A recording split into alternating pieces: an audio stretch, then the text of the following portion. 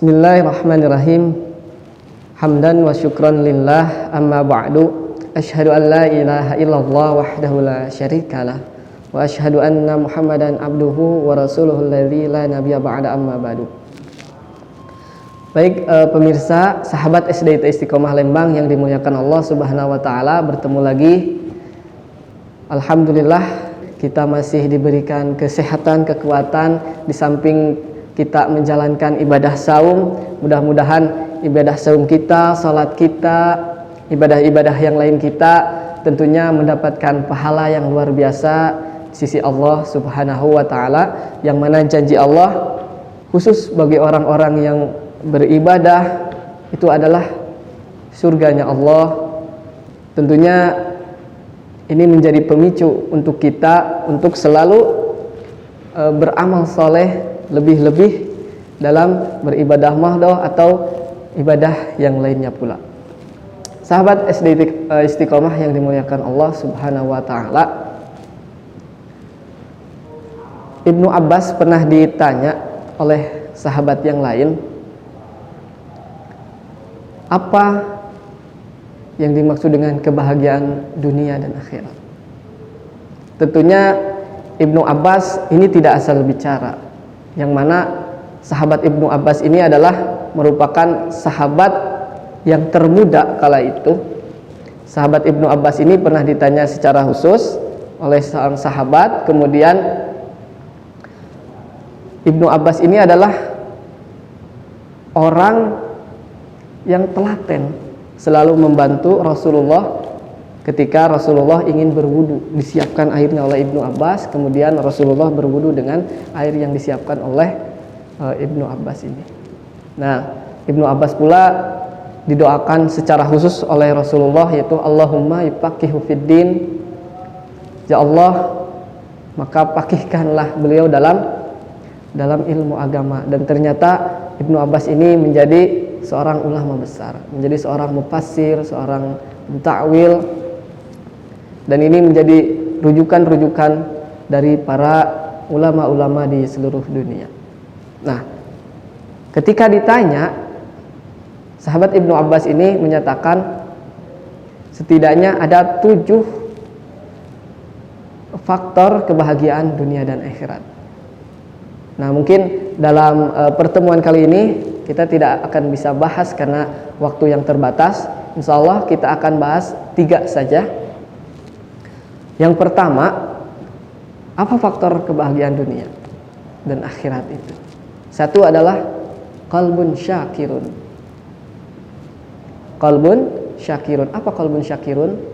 Qalbun, hati, syakirun itu bersyukur. Jadi qalbun syakirun itu adalah hati yang selalu bersyukur. Jadi betapa bahagianya memiliki hati yang selalu bersyukur. Kenapa? Karena dengan hati selalu bersyukur itu artinya kita menerima apa yang Allah berikan kepada kita. Baik dan buruknya tentunya Allah lebih tahu. Makanya ketika orang mukmin ditimpa masalah, ditimpa bencana, misalkan ditimpa musibah, maka ketika orang mukmin yang ditimpa musibah ini, maka orang mukmin akan berkata inna lillahi wa inna ilaihi raji'un. Maka tentunya apa yang menurut kita tidak baik, mungkin yang menurut kita jelek, ini belum tentu menurut Allah. Ketika kita ditimpa kebaikan, terkadang kita bersyukur ketika ditimpa kebaikan atau hal-hal yang baik atau hal-hal yang menyenangkan. Tapi ketika kita dihadapkan dengan hal yang tidak menyenangkan, malah kita banyak mengeluh. Nah, ini makanya kita harus jadi orang yang betul-betul banyak bersyukur dan selalu bersyukur. Supaya apa? Supaya terlahir sifat qanaah. Dan tentunya ini sangat sulit, luar biasa. Kenapa? Karena setan selalu hadir mengganggu. Ketika kita dihadapkan dengan hal-hal musibah atau hal yang jelek, dan ternyata kita malah menggerutu, tidak bersyukur, tidak ingat kepada Allah, maka siap-siap adzabun alim, siksa yang sangat pedih yang kita akan dapat justru ketika kita tidak bersyukur dengan apa yang Allah berikan. Baik dan buruk menurut kita itu belum tentu baik dan buruk menurut Allah. Asa an takrahu syai'a wa huwa khairul lakum. Bisa jadi sesuatu yang kita benci itu adalah ternyata baik untuk kita. Yang mana tidaklah Allah menurunkan sesuatu, Allah tidak menurunkan musibah kepada kita kecuali Allah akan naikkan derajat kita. Itu artinya kita mampu. Makanya kenapa kita harus selalu bersyukur.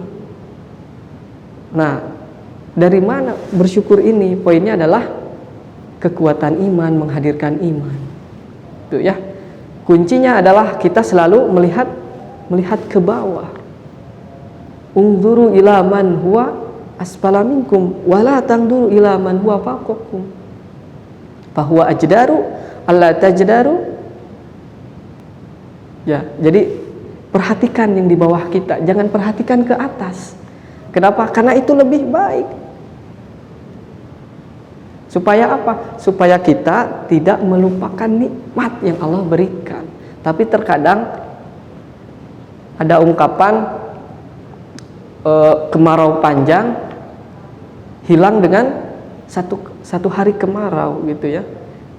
Allah memberikan kesehatan kepada kita 25 tahun, tapi ketika kita dilanda sakit baru 1 bulan, itu luar biasa mengeluhnya. Padahal sehatnya lebih banyak. Maka dari situ cobalah untuk selalu bersyukur, ingat nikmat yang Allah berikan kepada kita, baik dan buruknya itu adalah yang terbaik untuk kita. Makanya kita harus selalu bersyukur kepada Allah. Kenapa? Karena ada pahala yang luar biasa yang Allah persiapkan untuk orang-orang yang selalu bersyukur. Itu yang pertama. Yang kedua, al-auladul abrar. Yang kedua adalah al-auladul abrar, anak-anak yang soleh. Pada pertemuan kemarin dibahas tentang sahabat yang tidak akan menemani kita di alam kubur, yaitu adalah keluarga. Tapi bagaimana keluarga kita bina supaya keluarga ini menjadi betul-betul dambaan keluarga yang sakinah mawaddah warahmah, yang kemudian keluarga ini menjadi keluarga yang soleh, yang tentunya ketika bahagia di dunia, kita akan pengen juga berkumpul di akhirat karena kesolehan. Makanya kenapa orang mukmin itu ketika di dunianya misalkan bersaudara, maka di akhiratnya pun akan bersaudara. Makanya kenapa ini anak-anak harus kita persiapkan dari sejak dini, jangan sampai learning loss gitu ya, pendidikannya loss. Apalagi zaman sekarang, zaman era digital, banyak sekali hal-hal negatif yang melanda anak-anak kita, yang menerap ke anak-anak kita, yang disebabkan aspek digital ini. Terlalu banyak HP lah, terlalu banyak menonton, atau terlalu banyak hal-hal di luar negatif. Nah, itu yang kedua. Maka dari itu kita persiapkan anak-anak kita menjadi anak-anak yang soleh, supaya bisa apa? Supaya bisa mendoakan nanti kita selaku orang tua di akhirat nanti. Amalan yang tidak akan putus-putus kepada kita. Kemudian yang ketiga, albi'atus salihah, lingkungan yang kondusif, lingkungan yang soleh.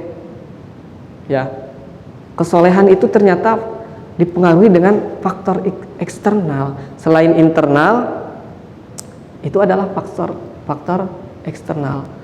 Faktor internalnya adalah dari Allah, dari ganjaran pahala-pahala yang dipersiapkan oleh Allah untuk kita, keutamaan-keutamaan yang Allah berikan untuk orang soleh. Faktor internal. Faktor eksternalnya itu adalah salah satunya adalah lingkungan yang kondusif, masyarakat yang kondusif, keluarga yang soleh. yang selalu mengingatkan pada hal-hal kebaikan. Nah, maka berbahagialah orang-orang yang mempunyai keluarga saleh solehah, yang hal ini akan menjadi faktor kebahagiaan dunia dan akhirat. Mudah-mudahan apa yang disampaikan ini betul-betul menjadi informasi, memberikan pencerahan sedikit, meskipun belum tuntas. Insya Allah di kesempatan berikutnya, jika ada kesempatan lagi, kita akan bahas keempat sampai ketujuhnya. Akhirul kalam, Rabbana atina fid dunya hasanah wa fil akhirati hasanah wa qina adzabannar. Wassalamualaikum warahmatullahi wabarakatuh.